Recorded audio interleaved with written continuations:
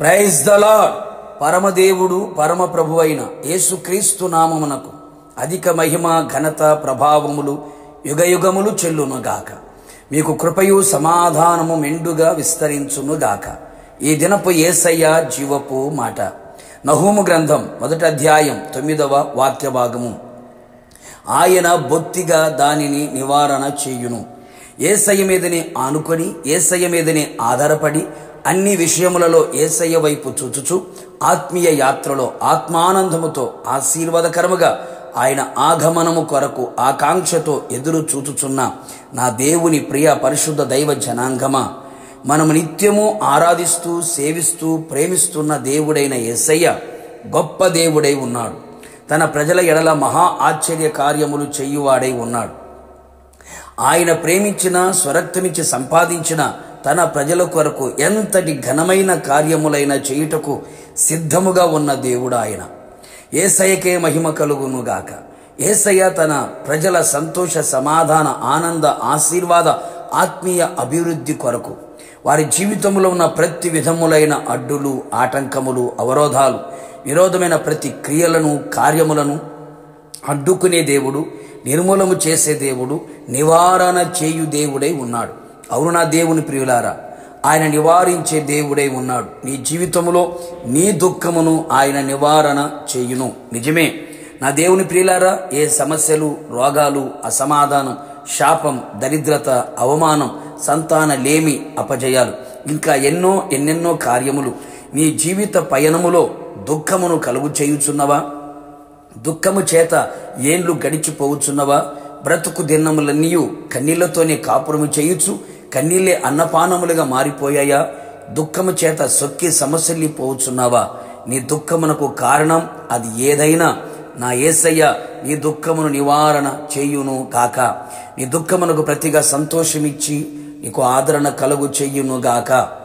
నీ నోటి నిండా నవ్వును కలుగు చెయ్యును గాక. అంగలార్పు నాట్యముగా మార్చును గాక. నిత్య ఆనందము నీ తల మీద ఉంచును గాక. ఇంకను నీ చెరలో నుండి ఆయన నిన్ను నివారణ చెయ్యును. ఏ పాపపు చెరలో, అపవాది చెరలో, లోకపు చెరలో, అక్రమాల చెరలో, చేతబడి చెరలో, శత్రువుల చెరలో బంధించబడి విడుదల పొందలేక బంధించబడి ఉన్నావా? నిశ్చయముగా నా యేసయ్య నీ చెర నివారణ చేసి నీకు విడుదల కలుగు చెయ్యును. ప్రతి బంధకములు తొలగిపోవునట్లు చేసి నీ బంధకములను తొలగించును. నీ పాపమును ఆయన నివారణ చేయును.